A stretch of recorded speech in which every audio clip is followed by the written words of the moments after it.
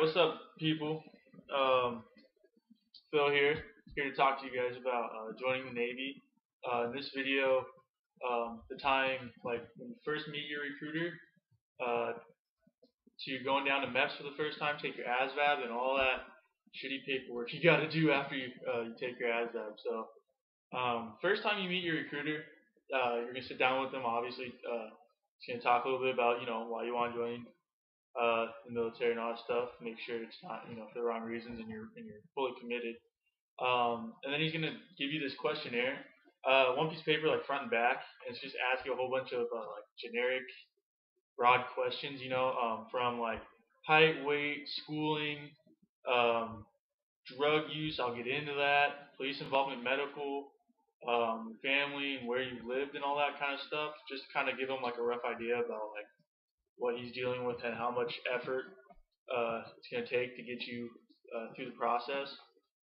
Because to be honest, mine was a lot of work, and my recruiter didn't feel shy about letting me know that. So I'll let you guys know about like my experience and everything I went through and all that kind of stuff later. But so he's going to give you that questionnaire, and then after that, he's going to have you, or he's going to want you to take a practice ASVAB. It's right there in the station. You're not going to go down to MEPS or anything. They got a computer. For me, they had a computer in the back. I just went to and took it. And how it is, the Navy, from what I understand, the Navy ASVAB is longer or has more sections to it. It's like the SAT or the ACT, where it has like sections to it. The Navy one has like 6 or 7. So yeah, it's pretty long. And they say the practice one. That's right. They say you always score better on the actual ASVAB than you do the practice one. I'm not sure why that is, but it was true for me, so I kind of believe them when they said it.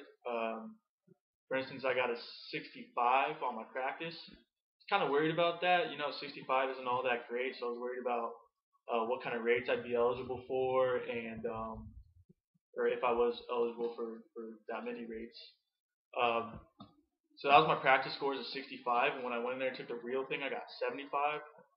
So I was feeling a lot better about that. But I mean, once you kind of get in there, you realize those numbers aren't everything. I mean, it's like the line scores you want to look at, and I'll get into that a little bit later. Well, actually, right now. So I'm gonna talk to you about that. So that's the first time you meet your recruiter. You're gonna talk to him, fill out that basic questionnaire. We're gonna take the practice ASVAB, and if you do well enough, which I guess I did, they're gonna ask you to set up a time for you to come down to the station, and they'll drive you down to MEPS, and you'll take the actual ASVAB at MEPS. And let me tell you, for me, it was a pretty long process. Not the ASVAB, not checking in or anything. Checking in, so it literally took maybe a minute, but it's just sitting there. Like you're gonna be down there.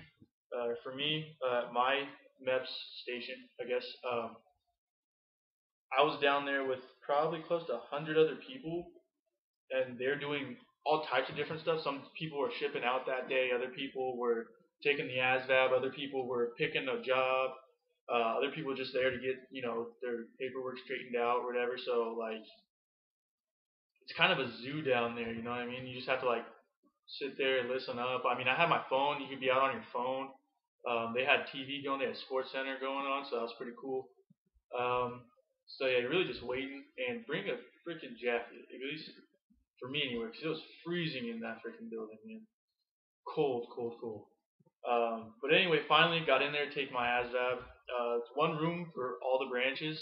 I mean, you just have like your little terminal, that you take your ASVAB in. It's on the computer.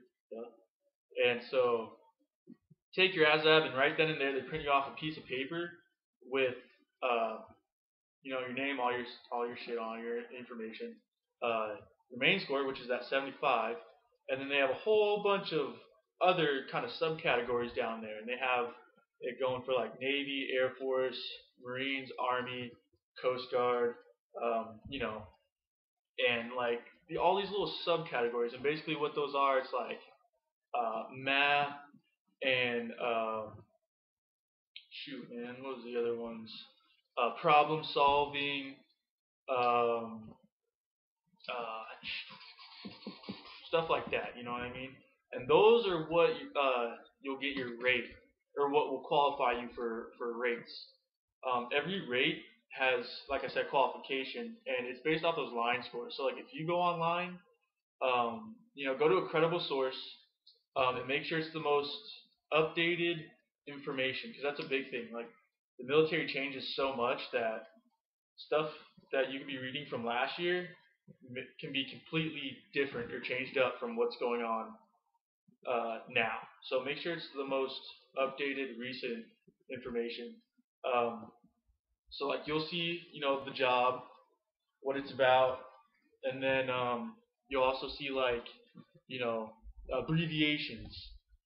This plus this has to equal 106, or this plus this has to equal 99, and those are your line scores.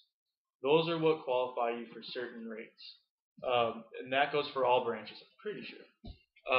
So it's not like for me, for instance, I got 75 on my ASVAB, but my line scores qualified me for everything except the nuclear field. You know what I mean? I have no interest in being in the nuclear field, so I was totally fine with that. You know what I mean?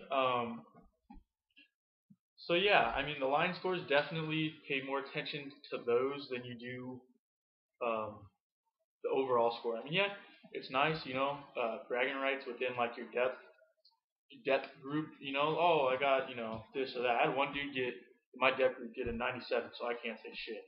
But he's obviously a noob, but there are those people out there. Like you can get a 97 and not even qualify for the rate you want.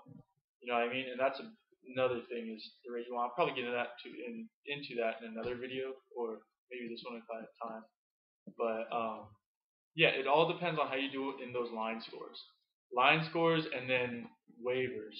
And that's based off of like police involvement, your medical history, and your drug use. I'll get into those right about now. Well, actually, give me a second.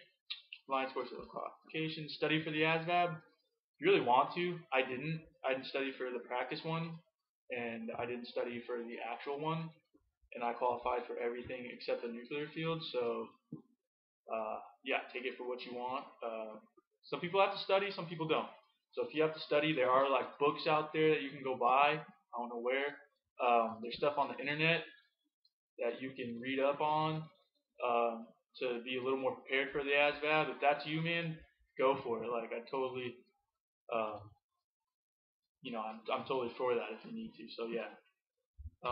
What else we got here? Okay, so after you do that, you get a good score you want. You can take, pretty sure you can take the ASVAB like up to 2 or 3 times in 6 months, something like that. But it's not like unlimited. You know what I mean? You have to like either get the score you want in the first few tries, or you have to wait a year and then come back and take it again and hope that you pass. And hopefully in that time you've been studying. So if you haven't, then you just don't want it bad enough. I don't know what to tell you. But after that, paperwork. Holy shit. Paperwork. You have so much paperwork, it's ridiculous. They're going to do everything like schooling, what high school you graduated from, you got your diploma, which is cool because like if you did ROTC in high school, or if you did ROTC in high school, you have a chance on advancing even before you get to boot camp. Like you can be an E2 or an E3 going into boot camp. I don't know how to do that or what the qualifications are on that because I didn't do that. So go look it up somewhere. It's on the internet, definitely.